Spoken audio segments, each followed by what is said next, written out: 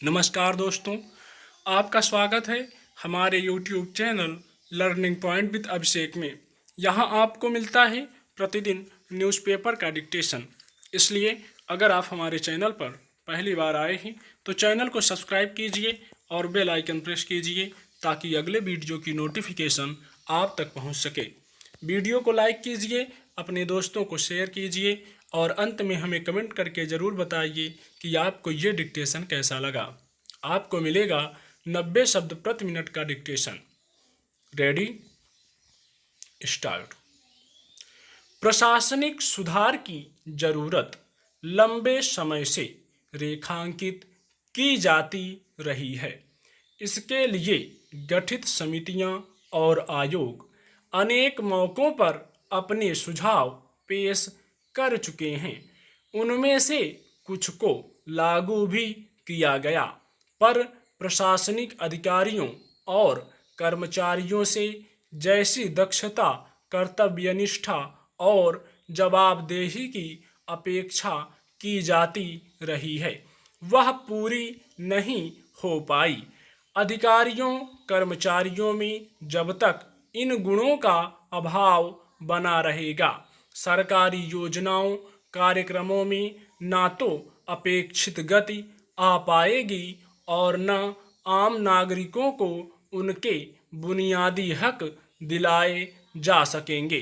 भाजपा की अगुवाई वाली राजग सरकार अपने पिछले कार्यकाल से ही सरकारी दफ्तरों के कामकाज में सुधार लाने के प्रयास करती रही है।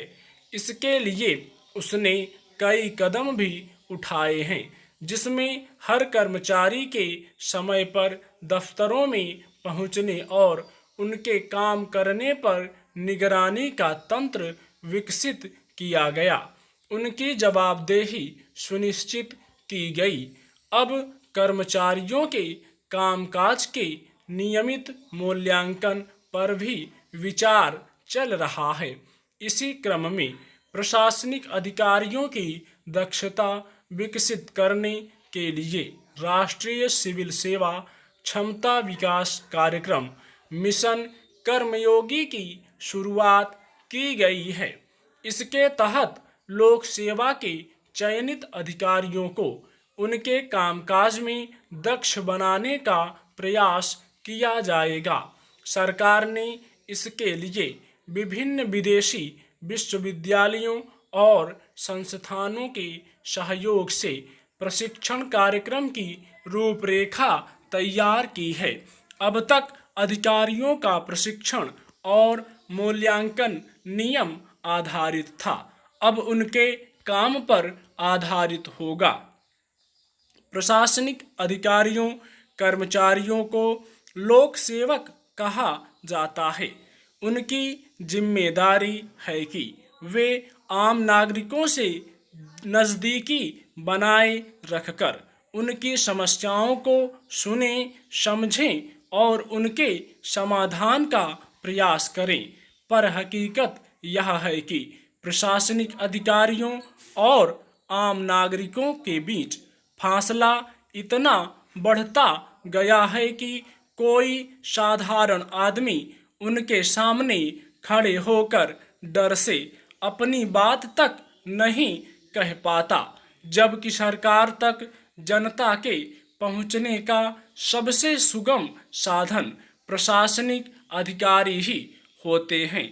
अधिकारियों के जरिए ही लोकतंत्र जमीन पर उतरता है, पर अधिकारियों की जनता से दूरी बढ़ने के कारण नीचे के कर्मचारियों की भी मनमानी बढ़ती गई है और छोटे छोटे कामों के लिए भी रिश्वत का चलन बढ़ता गया है। यह एक स्वस्थ लोकतंत्र की निशानी कतई नहीं कही जा सकती। इसलिए प्रशासनिक सुधार की मांग उठती रही है।